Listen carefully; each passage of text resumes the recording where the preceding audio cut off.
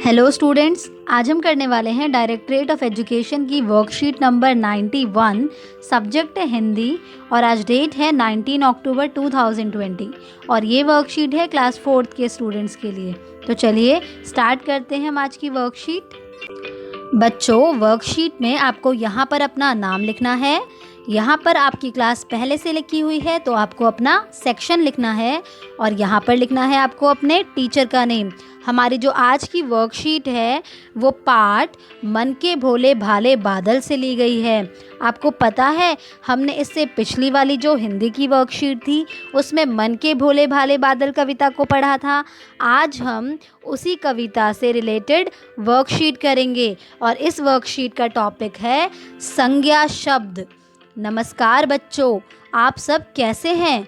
आज हम मन के भोले भाले बादल कविता के बारे में बात करेंगे। प्यारे बच्चों, आपने कविता में बहुत से ऐसे शब्द पढ़े जो हमें कोई ना कोई नाम बताते हैं, जैसे जोकर, हाथी, पंख, बाल, तोंद, कुबड़ आदि। नाम वाले शब्दों को संज्ञा शब्द भी कहा जाता है। आओ बच्चों, इसे हम कुछ उदाहरणों की सहायता से समझें।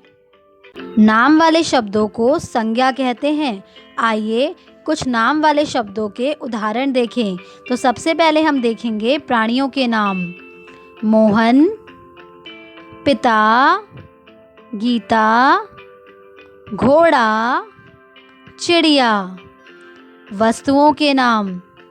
पुस्तक, स्कूल बैग, कैमरा, कुर्सी, फल। स्थानों के नाम। पार्क, शहर, इंडिया गेट, गांव, स्कूल। भाव। पहले हम समझेंगे कि भाव किसे कहते हैं। बच्चों, भाव हमारे अंदर के इमोशंस होते हैं जिन्हें हम छू नहीं सकते और ना ही देख सकते हैं।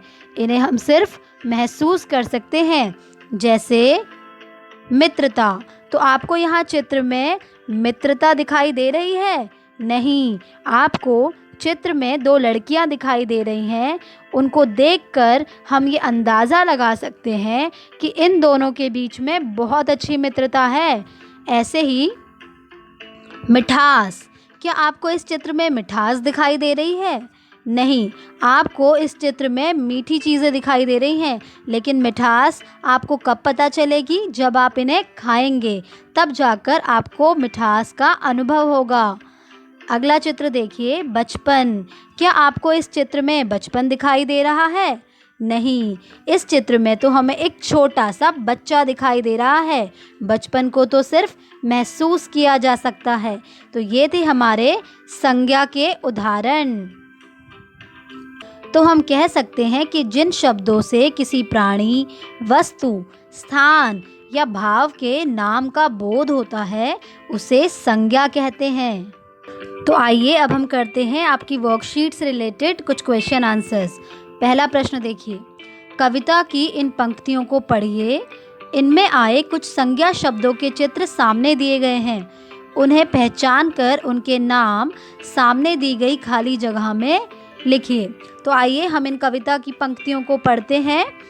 झब्बर झब्बर बालों वाले, गुब्बारों से गालों वाले, कुछ जोकर से तोंद फुलाए, कुछ हाथी से सूंड उठाए, कुछ ऊँटों से कुबड़ वाले, कुछ परियों से पंख लगाए। तो पहला चित्र किसका है? ऊँट का। तो हम यहाँ पर लिख देंगे ऊँट। ऐसे ही आपको बाकी चित्रों को देखना है और खाली जगह में उनका नाम लिखना है। प्रश्न नंबर 2, निम्नलिखित शब्दों में से संज्ञा शब्द चुनकर उन पर गोला लगाइए। बच्चों, नीचे आपको कुछ शब्द दिए गए हैं।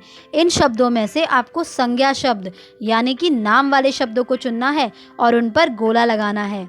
जैसे कि आलू। तो आलू क्या है? एक वस्तु है, किसी वस्तु का नाम है। ऐसे ही ताजमहल, तो ये भी किसी जगह का नाम है। खेलना। क्या खेलना किसी का नाम है? नहीं, तो ये संज्ञा शब्द नहीं है। अगला शब्द है टोपी। तो टोपी क्या है? किसी वस्तु का नाम है, तो ये भी क्या हुआ? संज्ञा शब्द हुआ। और अगला शब्द है सुनीता। सुनीता क्या है? किसी का नाम है, तो ये भी क्या हुआ? संज्ञा शब्द हुआ। ठीक है, ऐसे ही आपको बचे हुए 2 शब्दों को पढ़ना है और ये समझना है कि ये संज्ञा शब्द हैं या नहीं। अगर ये संज्ञा शब्द हैं तो आपको उन पर गोला लगाना है। प्रश्न 3। प्रश्न 2 में आए संज्ञा शब्दों को वर्णमाला के क्रम के अनुसार नीचे दी गई तालिका में लिखिए। तो बच्चों, आपने प्रश्न 2 में कुछ संज्ञा शब्दों को गोला लगाया था। अब आपको उन संज्ञा शब्दों को वर्णमाला के क्रम के अनुसार लिखना है। मतलब कि वर्णमाला में जो वर्ण पहले आता है उससे शुरू होने वाला शब्द पहले लिखा जाएगा।